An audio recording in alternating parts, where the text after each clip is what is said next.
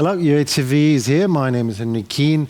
Caolan Robertson is again with us today as a guest and a friend and an expert and a war reporter, blogger and vlogger, you name it. This man wears many hats. Hey, Caolan, how are you? I'm really well. Thank you so much for having me on again. Yeah, sure. Welcome. Which one of your hats you were using this time in the trenches in Ukraine, where you have spent 5 days right together with our fighters? Can you talk us through what kind of life is that? What does a typical day in the trenches look like? Well, the full film is going to come out on my channel in a couple of days. So it's not basically physically on the zero line in trenches, but it's in positions, in dugouts that have recently been put together. This was with two different units that are based in between Kramatorsk and Izyum. But they're fighting in the Pokrovsk region, in the Kostyantynivka region, and the Kupiansk region. And it was pretty dramatic. The circulation is constant. People are sleeping for a few hours at a time and going back out again. It's a difficult time. I've been staying with this exact unit before in the past, and morale was a little bit higher then than it is now, because the Russians are really putting a massive amount of effort into their new assaults. So there have been a lot more injuries. There's been a lot less sleep that people are having. And again, I'll put all this together, but it kind of checks out what we're seeing online about what's happening in Pokrovsk, these just constant waves of assaults. And the most difficult thing that I really was speaking to commanders about was the ability to kind of stretch out across this massive front line, right? It's hundreds and hundreds of miles just in some areas. And there sometimes aren't enough soldiers to physically hold all of those areas all at once. So the Russians look for weak spots and then plow them with motorized assaults, with scooters, and it's a really difficult time, and it's changed quite a lot. I mean, this exact unit are the same unit that I stayed with back only 2 months ago, and they're actually in a new position now. I can't say where it is, but those trenches are brand new. They were still, you can see it in the video, they're still digging them when I woke up in the morning, because they're slowly needing to pull back because the Russians are advancing so much just for their own protection. So it's a really difficult time. I mean, I mentioned it in the last report when I was in Kramatorsk. There was a drone hovering above us, and this was kind of like a training ground, but also a polygon where people were staying. And I said, "Oh, what drone is that? Is that a Russian drone? Is that you guys testing a drone?" And they said, "Well, we don't know, but even if it is Russian, this area has already been spotted anyway, so it's only a matter of time." So it explains also why they're pulling back in some areas. But what is constant is just the spirit that they've always had for the last 3 years of units of soldiers that I've spoken to, which is they know exactly still what they're fighting for. They're fighting because if they lose that region, then the Russians are going to go to where they grew up, to Dnipro, to even Odessa. These soldiers are from all over Ukraine, and they're saying we're holding the line here before the Russians keep going. And what a lot of stuff in the media right now is the opposite of what they're saying, is that the Russians, once they've taken the Donbas, once they've taken, Zaporizhia, Kherson, then they'll give up and they'll stop. And these soldiers are saying the opposite, that they will keep going and keep going past Ukraine. So they're basically holding the line for everyone, not even in Ukraine, but for the whole way back. But I mean, Kramatorsk was, for the first time in my life, and I've been going to that city for 3 years. The first time I was there was when Bakhmut was falling in 2023, and we were with civilian evacuations from that city, was the safer city. It's where people would come back from Chasiv Yar who were being evacuated. Now it's slowly being bombarded in the same way as places like Chasiv Yar. There were FPV drones that killed 2 journalists just a few weeks ago in the gas station 5 minutes from one of the soldiers' houses that I was staying in. The city was experiencing constant fabs, cabs, explosions all the time. And there's only a couple of thermal plants left, and this is all open source information, because the Russians have been hammering the energy supply, the thermal supply. Parts of that entire city have been just blacked out completely. And it's quite sad to see, because in just 2 months, it's gone from somewhere that was basically functioning, right? Still some shops, still some restaurants. And now it's really, really, really pulling back. And I think the biggest difference was when I went to a city called Druzhkivka, and I went there to go to a command center. a new command center underground. Obviously, I can't say where that is in the city, and I could see all the feeds of all the live drones that were in the sky. It was really incredible access and information that were flying in Kostyantynivka. But I mean, that city is really crumbling as well because the Russians have decided they can't just storm these cities. They make them uninhabitable. They turn them to dust. They make it so that people physically can't live there. And then they think that Ukrainians don't want to fight for it anymore because it just becomes sort of rubble. But, that new command center was still busy, bustling, full of soldiers, driven as possible to say, we're going to hold this line right up until the last second. So, a lot going on, but it's changed a lot. In just 2 months, the whole situation's changed. Yeah, I know. And unfortunately, fortunately, I knew these two journalists that you were talking about, that you were killed in Kramatorsk, Alyona Gramova and Yevhen Karamzin, my friends and my colleagues. Yeah, this situation is changing swiftly, but I know that soldiers do not always like journalists. Still, you go there and you go on the same unit, but for various reasons. Where the people open to you? Why they're opening to expressing their true feelings, you think? Yeah, I mean, I think the majority of soldiers, obviously, they're fighting because they want to defend their country, but they see disinformation on the internet, on their news feeds that the Russians are putting out, the Americans are putting out. And so they're pretty grateful that there's someone there with a camera to tell these stories. And so they're incredibly receptive to me. I mean, literally, even in one of the really hairy places we stayed in, they insisted that I had some of the borscht that they'd made, some of the kind of rations and borscht, and sort of sat there with me just to talk about the fact that they were grateful I was there. I have all this on camera.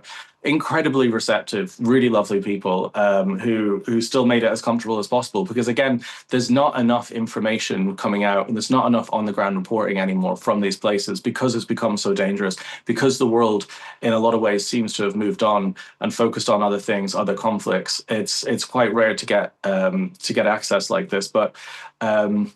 Yeah, I mean, it was more mixed than it's ever been in any time I've ever reported in Ukraine before. There were, again, the same high morale, the same morale about holding the Donbas, but there were a couple of commanders who I will include in this, who I won't sugarcoat, who said that they think within a few months Putin could take the Donbas, who actually had a pretty bleak outlook on things. I hadn't really seen someone admit to me on camera that before in uniform, but it's important, it's the truth, and they wanted people to hear that because I think they want people to see how dire the situation is. And this isn't a failure of Ukrainian command. This is because the Russians are so relentless. And there are many of them, a lot of them. Right, but in your post, you compare the storming of Pokrovsk to ISIS attacks, calling the motorcycle convoys living centers of sort, if I'm not mistaken. What do you mean? Well, the only comparable footage that we can look at to the stuff that's coming out of Pokrovsk right now is stuff we've seen in the Middle East, is ISIS-style convoys. It's Russians with half burnt-out vehicles steaming through fog, and with no sort of regard for human life as well. These are people that shoot civilians, people who have released drone footage proudly, killing 2 Ukrainian civilians walking through the street with white flags. The only comparable military-style force that we have seen in the last few decades that looks like what the Russians have become and are doing is ISIS-style convoys. Again, men running around with flags, shooting everything in just these kind of completely chaotic assaults. And it's the opposite of what I think a lot of countries think Russia is. I think a lot of Americans think Russia is still some sort of organized, serious military. They put these silly parades on every May, but it's not. It's chaotic, messy criminals who go to a place like this, storm it with these vehicles, and just murder, loot everything in sight, burn everything to the ground. And it's important for people to see that. But that tweet got a lot of, I got 500,000 views because I think it was a good comparison. The images that we saw on our television screens during the rise of ISIS are the closest images we've seen to what the Russian army are doing right now in the largest country in Europe. We are sitting in the largest country by landmass in Europe. Pokrovsk is a city of 60,000 people. That's comparable to cities in Britain that I grew up in, and in Ireland that I grew up in, being stormed ISIS style. It is completely not normal, and people should be reminded of it all the time. This is why that's what you're doing. This is why your presence here in Ukraine and here on UATV is so precious. Thank you for that. So the chaos. This chaos, is that a specific tactics what the Russians are using, or they're just really chaotic? And what's the point of all that? But have you heard of meat waves? We all heard about meat waves, but have you seen that actually with your own eyes? Not with my own eyes, but I see it through the drone footage feeds that are intercepted by the Ukrainians, and obviously the drone footage that's been released by the Russians, proudly murdering civilians. They do this in Kherson. They've done this all across the front lines. They proudly boast and post about killing innocent people, people in ambulances and buses all over this country. But the indifference to human life that the Russians have always have hasn't changed. The Russian army has always been like that, but now it's even more extreme. It's even more blatant because the people that they have mobilized are criminals from prisons. They are people from mental asylums, and the laws are basically, the rules are out the window, right? It's just seize as much as possible. And the way that they're doing it now is a bit different to before. It's basically looking for gaps in the front line. Again, it's a massive, massive front line, and then sending in, say, 10 to 50 Russians on motorcycles, and just who cares? We'll just see what happens. And the ones that survive, even if it's just 1%, they notice that that's a breakthrough, and then they focus all their energy on that. And that isn't a type of warfare that the Americans would use. It's not a type of warfare that any civilized country would use. Ukrainians would never treat human life like this. But the Russians are doing it in a more extreme way. And that's because Putin is also putting much more demand on Russia right now to seize these territories, because there's more and more pressure on Putin from his inner circle to fulfill these promises, right? And it's going to get worse.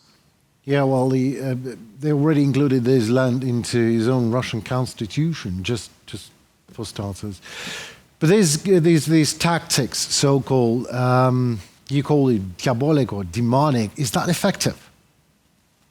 They are effective in the long term. In the short term, no. A lot of them get eliminated, and this is something that the commanders showed me in the dugouts and in the sort of drone units and command centers. You can see where they try to infiltrate, and they mostly get taken out. But over time, if 1%, if 2% of these assaults work, that's still 1 or 2%. And over enough time, that's still more and more Ukrainian land that's getting stolen. And there isn't yet a solution to it. The Ukrainians are doing every single thing they can to slow this down. But again, if the Russians are continuing these assaults in the way they're doing it, then they're going to get closer and closer to Zaporizhia. I was looking at the frontline updates towards Zaporizhia right now, and they're accelerating dramatically. And again, this is more evidence that Putin was lying the whole time, because this was about apparently just the Donbas before. Apparently, Putin said he was going to be fine once he took the Donbas. Well, Zaporizhia isn't in the Donbas, yet they're plowing through the fields towards it. Kherson isn't in the Donbas, yet they're putting boats full of Russians in every single night. So, but it does slowly work, which is why we're looking at maps. That's why I was in Pokrovsk this time last year, and now it's in the hands of the Russians. So it does slowly work. But Caolan, Putin has said it loud and clear: wherever Russian soldier puts his boot in, that's Russia. So that's the formula, okay? And the one who doesn't want to see it won't see it. But you've seen it with your own eyes, or drones feed, which is almost the same. But I imagine it's an immense stress even for you, and a constant trauma for the soldiers. How do fighters cope with that psychologically? Is there a way, anyway, the meat waves and drones and killings and advance of an enemy? Is that possible to cope with that? What do they do? The Ukrainians on a psychological level are incredibly supportive to each other. And it's why one of my last reports in Kramatorsk focused on a mental health volunteer group, a Ukrainian volunteer group that brought children's drawings from every region and oblast in Ukraine to show the soldiers different paintings about why they keep fighting. One of them finished with the train to victory. And she said that soldiers would go there every day, look at these paintings and remember what they're fighting for. And I think that's what's keeping the morale so high for the soldiers, is children and remembering their future and what they want. On a personal level, if you're asking about that, I don't know. It's a strange thing, because the longer I live in this country, the more attached I get to the country and the people here. And you can physically feel the front line coming towards you every single time you go to these places. And the loss is horrible. I mean, these cities were beautiful. Kramatorsk, before the full-scale invasion, had fountains. It was stunning. Bakhmut was filled with red roses. These places slowly turning into just fogs of chaos is miserable. Usually I take 3 or 4 days off. It's now been 4 days since I got back, where I've just basically chilled out and just reflected and just tried to regroup into reality again. Because I think if I spend too much time there, it can actually make me go a little bit depressed and kind of crazy, which is why I only spend small segments of time there, because it's not psychologically normal to be sleeping in an environment where there are explosions happening every 60 seconds. So today I'm feeling more normal again. So I'm going to carry on with my editing, but it takes, it takes 4 or 5 days usually. Yeah, what can I say again? Thank you so very much. It's precious that bits of information that you deliver from the front lines to the outer world are precious, absolutely. What about Kostyantynivka? Have you been there? You were writing about the church that Russian destroyed. Have you been there? What have you seen with your own eyes? Oh, the drone feed. I couldn't get close to that city on this particular trip because the likelihood of the car being hit by a drone was about 100%. There's a highway that gets there. We were driving towards it and I could see, I guess, the bridge towards the city, but we didn't go any further than this because it's just, there are drones waiting on the sides of every single roads. And that's why rotations are so difficult in that city, because getting supplies in is now impossible. No one's really going in and out. The command center that I was in were supplying water and aid to soldiers in position via drones. Like I was asking where what all the feeds were, and they were dropping things down because that was easier to get things to soldiers than to pull them out or to take them back again. So the last time I was in Kostyantynivka was a couple of times this year, but it was nothing compared to how it seems now. I mean, the most shocking part about what's happening now isn't just the fact that around 100 Russian soldiers dressed as civilians have tried to infiltrate and enter that city. And there is reports from what I was hearing from soldiers in Druzhkivka that there's hand-to-hand combat going on there. But that the remaining 1,000 or so civilians in that city are burying their loved ones in the streets and in their gardens because they can't leave. And it's heartbreaking to see that. We were with a volunteer group on the last day, evacuating a couple of families and their kid from Druzhkivka. And it was just heartbreaking because they could see what was happening in the city right over to them. And they knew that was going to happen within the next few months there. So they had to leave everything behind and go to Odessa. They shouldn't have to go to Odessa as well. I asked them why they chose Odessa. And they said, well, because we have a friend there and we heard it's a little bit safer. They should be at home. And that was something I find really important, because when I go to the front, I don't try not to just focus on speaking to soldiers. It's speaking to the civilians who have to actually deal with this. This is who the soldiers are fighting for, who are displaced in a country, in cities they don't know, they don't belong in. They belong home where they are in the Donbas. So I really showed that to show just how important it is for the people, why people hold on for so long. But that was particularly upsetting. I always find evacuations the saddest thing, because people have pets that they have to choose how many they can take with them. I remember the last civilian that we saw taken out gave their house keys to the neighbor and said, hopefully, hold on to these keys because I can come back one day and, just make sure. You have to, these are the small things we don't realize when we think of war. We think of just machines, but we don't think of giving our house keys to your neighbor and not knowing if you're going to come back. And that was what was important. For sure. It is heartbreaking even to listen to that, but tell me, civilians cannot leave, or they are not leaving willingly. Russians are not letting civilians leave, right? So there are a very small number of civilians that remain in places like Pokrovsk who stay for a number of reasons. One, they're victims of Russian propaganda. Sometimes they're much older. Russian propaganda has entered their televisions and their radios into the Donbas for decades, and they genuinely think that they'll be liberated. This is a tiny number of people, and unfortunately, they don't get liberated. We see what happens through the drone footage. They get taken out and they get killed. And the other people who remain live in a sense of hope that maybe at the last second things will stop, the lines will freeze, that the soldiers will be able to hold on for long enough. And it's usually until something happens right at the last second that they finally decide to go. And that's what I was interested in on the last day filming, because we had the phone calls coming in. We were listening with this volunteer group, and asking why now, why go now, why leave Druzhkivka now. They said, well, because a bomb hit right next door or right in the front of the street, and the windows were blown out, and that's when we knew that it was the time to go. So people hold on, because Ukrainians have had to live right on the edge of hope for so long, especially in the Donbas, right? Since 2014, Kramatorsk was flooded with Russian soldiers disguised as the Donetsk People's Republic, this fake garbage propaganda campaign. And they've been fighting over this and living with this for a decade already. And so a lot of people are just used to it. But this is really, there's a lot more people being evacuated now because information spreads on Telegram, and people know what will happen to them when the Russians arrive, and they know that they will not survive. So a lot more are leaving now than they used to in the past. You mentioned Druzhkivka and your work with 79th Brigade delivering trucks and other aid. Tell us a little bit more about that. How, when, what happened? So this was with the delivery of trucks. This was the 69th, and they are Estonian based. Right. And yeah, they deliver trucks, millions of dollars worth.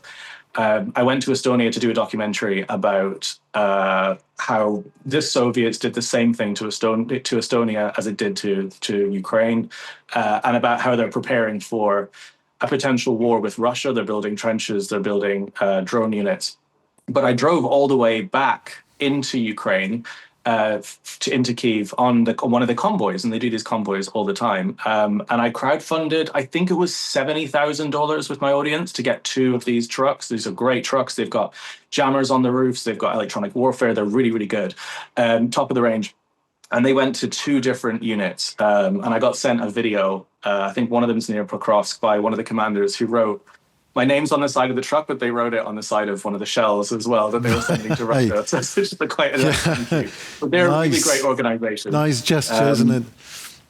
Yeah, interesting. But they're a really great organization, and I'll keep up to date and see what's happening with those trucks. But Druzhkivka, this time I wasn't with them. They're not a unit that's physically based in Ukraine. They're just kind of an organization that delivers trucks. Right. Where I was in Druzhkivka was with the drone command center. So it was, hundreds of screens, Delta systems. You could see the intercepted video feeds from the Russian drones as well, right? So you could see where they were. It was very interesting thing to witness. I can imagine that's a place for any journalist to be, at least. Well, I can see your eyes burning, and also that's good. You obviously love what you do, and don't stop. But how critical is the volunteer part, the volunteer aid, namely, to the front lines in Ukraine, you think? Well, it's amazing.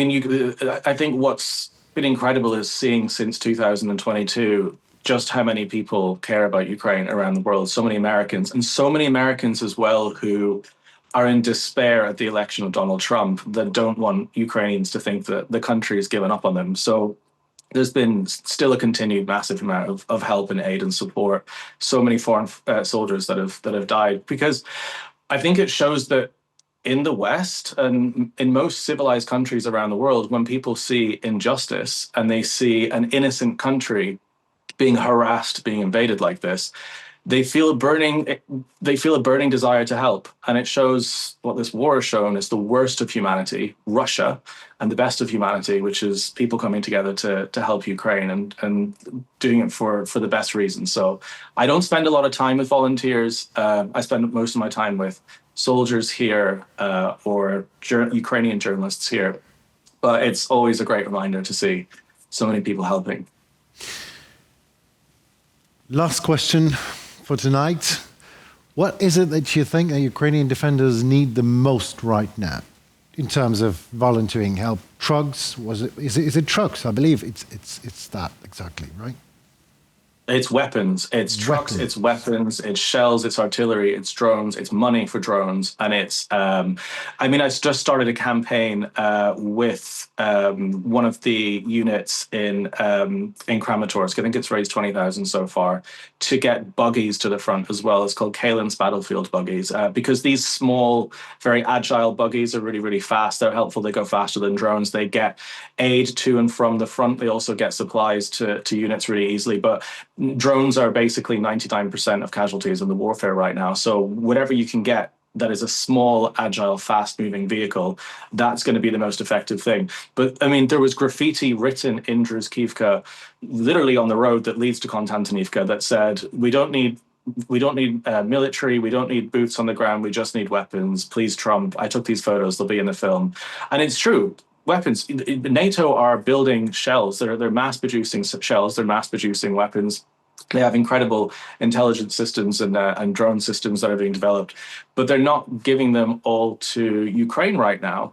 They're keeping them, whereas Russia has an infinite supply of this stuff from North Korea and from China and from their neighbors. So we should treat this in the same way. We should say, well, Russia gets all their supplies from around the world. We should give all our supplies to this country, because if we don't, then we're going to have to use them ourselves to defend our own towns and cities one day. And that's going to be a lot harder. So, just needs stuff, things, just needs weapons. There you go. When your documentary or reportage, when is that? It's already ready, right? It'll be out by Sunday. It's a long film. It's extremely extensive. There's 3 terabytes of footage. There's a lot of interviews and there's a lot of stuff. So I'd say by about Sunday, it'll be released. And I think it'll be pretty insightful because there's a lot of new and interesting information there. We all can't wait for that. Caolan, thank you so very much, Mr. Robertson, for what you do, and again, for your time. And it's good to have you back in one piece here. Thank you. Thank you so much for having me. And I'll send you the film when it comes out. Please do. Thank you. Goodbye. Thanks. Caolan Robertson was with us, our guest, a staunch Ukraine supporter, as you saw, and a journalist with a story of a recent visit to an actual kill zone on the front line in Ukraine. Stay tuned for more on UATV. Thank you, and goodbye. Subscribe to UATV English and stay updated on the most important events, top news from Ukraine and all over the world, in-depth analysis, exclusive reports and interviews, all on hand in our channel. Join our community of viewers and stay tuned.